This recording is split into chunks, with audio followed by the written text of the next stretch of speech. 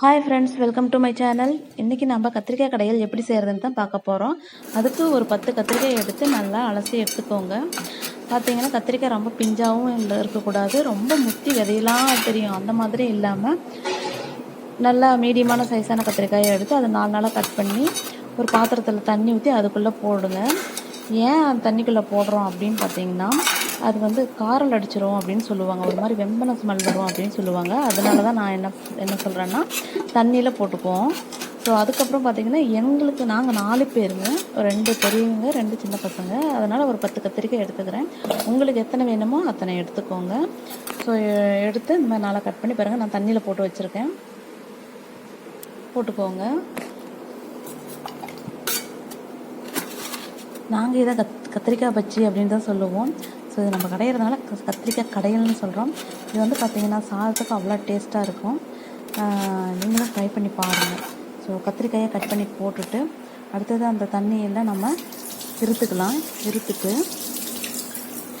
ஒரு ஒரு ஒரு டம்ளர் இல்லைன்னா அந்த டம்ளரோட கொஞ்சம் கம்மியாகவே தண்ணியை ஊற்றி குக்கரை மூடி போட்டு நாம் ஸ்டவ்வை பற்ற வச்சிடலாம்.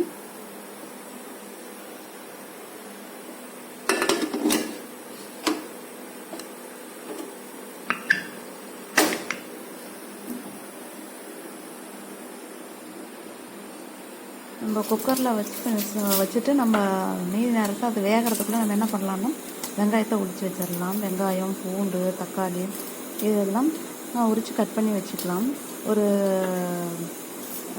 ஒரு ஒரு ஒரு கட்டி பூண்டு இல்லைன்னா ஒரு 6-7 பல்லு பூண்டு எடுத்துக்கலாங்க.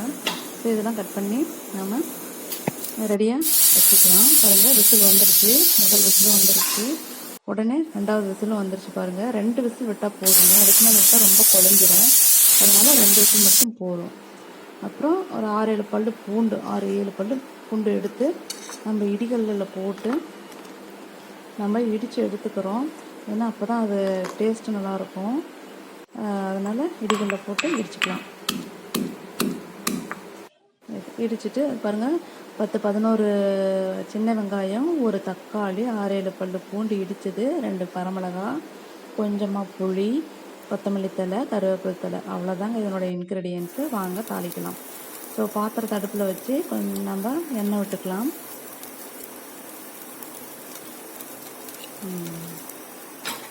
இது கடுகு போட்டுக்கலாம். எண்ணெய் காஞ்சிருச்சு, கடுகு போட்டுக்கலாம். கடுகு பொரிஞ்சதும் பார்த்தீங்கன்னா நான் வெங்காயம் போட மாட்டேன், பூண்டு தான் போடணும். நம்ம இடித்து வச்சுருக்கோம் இல்லையா, அந்த பூண்டை எடுத்து போட்டால் அவ்வளோ நல்லாயிருக்கும், மணமாக இருக்கும். ஸோ அந்த எண்ணெயில் ஊறி அது பொரிஞ்சு வர்றப்போ நல்லாயிருக்கும். அடுத்தது வரமிளகா போட்டுக்கலாம். அதுக்கப்புறமேட்டுக்கு நம்ம வெங்காயம் போட்டுக்கலாம். போட்டு நல்லா வதங்கணும். அது நல்லா கிளறி விடுங்க, நல்லா வதங்குற அளவுக்கு கிளறி விடுங்க. இதில் வந்து பார்த்திங்கன்னா நான் ஒரு நல்ல ஸ்மெல் வரும். இந்த பூண்டு, வெங்காயம், மிளகா இதுக்கு வந்து எப்படி ஒரு ஸ்மெல், அந்த ஸ்மெல் வரும். அதுக்கு ஒரு தக்காளி சொன்னது, ஒரு தக்காளி போதும், கட் பண்ணி போடுங்க. இதையும் இந்த தக்காளியும் நல்லா வதக்கிடுங்க.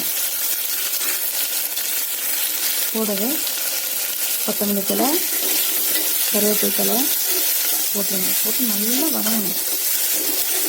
இது எந்தளவுக்கு வதங்குறீங்களோ அந்தளவுக்கு உங்களுக்கு மனமும் அந்த டேஸ்ட்டும் கொடுக்கும். உங்களுக்கு நல்லா வதக்கிடுங்க.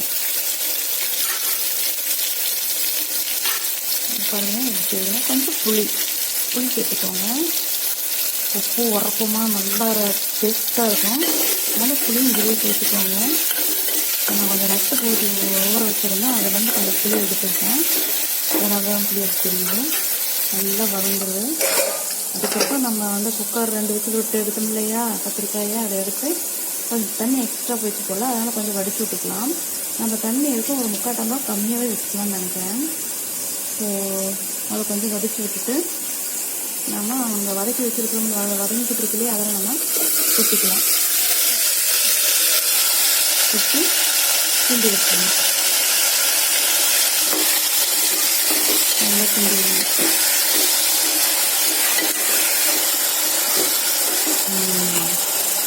நல்லா கிண்டி வச்சுட்டு சைடும் கொஞ்சம் மல்லித்தலை போட்டுக்கலாம். போட்டு கிண்டிட்டு கொஞ்சம் உப்பு சேர்த்துக்கலாம். உப்பு சேர்த்துக்கணும். உப்பு சேர்த்துக்கலாம். அடுத்தது தண்ணியும் பெருங்காயத்தூள் அது ஒரு கொஞ்சம் சேர்த்துக்கணும். நிறைய வேண்டாம், கொஞ்சமாக சேர்த்துட்டு ஒரு 4 கிண்டி வைக்கணும். 4 கலர் விடணும். அவ்வளோதாங்க, நீங்கள் சேர்க்க வேண்டியது. ரொம்ப சீக்கிரமாக செஞ்சிடலாங்க. மொத்த போட்டு கடையோடனே கடைஞ்சிருங்க. இல்லை கடைய முடியாது அப்படின்னு நினச்சிங்கன்னா நீங்கள் வந்து மிக்சிலே அரைச்சி எடுத்துக்கிட்டிங்கன்னா அவ்வளோதாங்க, சுவையான கத்திரிக்காய் கடையல் ரெடி. இது சாதத்தோடு சேர்த்து சாப்பிட்லாம். வீடியோ பிடிச்சிருந்தா லைக் பண்ணுங்கள், ஷேர் பண்ணுங்கள், கமெண்ட் பண்ணுங்கள், மறக்காமல் சப்ஸ்கிரைப் பண்ணுங்கள்.